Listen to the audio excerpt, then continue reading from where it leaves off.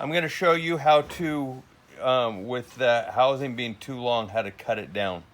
The first thing you want to do is orientate the housing with the flat side down and the magnet facing towards you. With it oriented that way, first thing you want to do is carefully take off the end cap. There's a bearing on there. Set that aside. You need to take the boot off of the pull bar, and there's a boot on each side. So it might take a little effort, but pull that boot out. Go to the other end of the housing and take the boot off of the other end of the pull bar.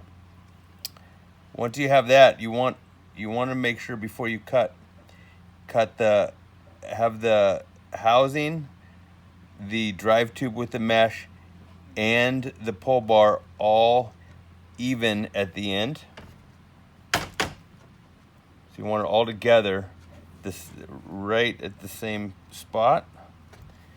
At that point, all you're going to do is line it up.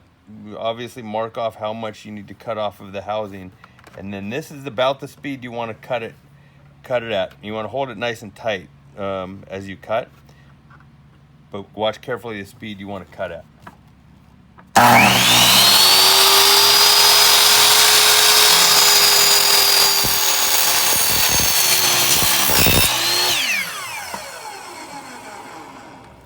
Or make sure that the blade you're using to make the cut is a non-ferrous metal cutting blade.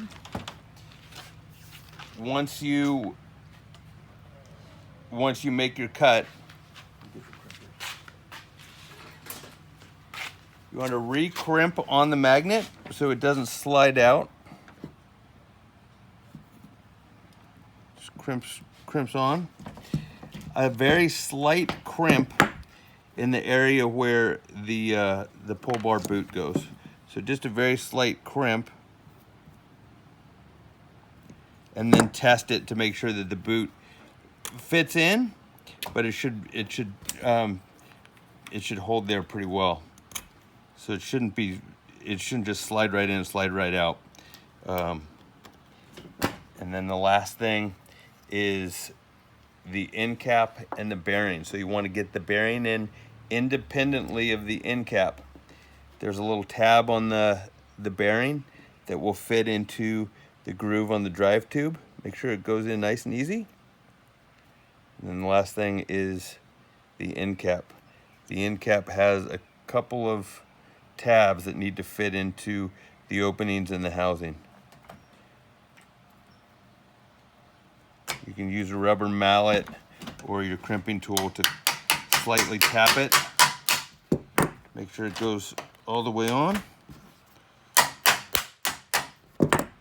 And then after you're done, test the screen to make sure that it's operating smoothly. That's it.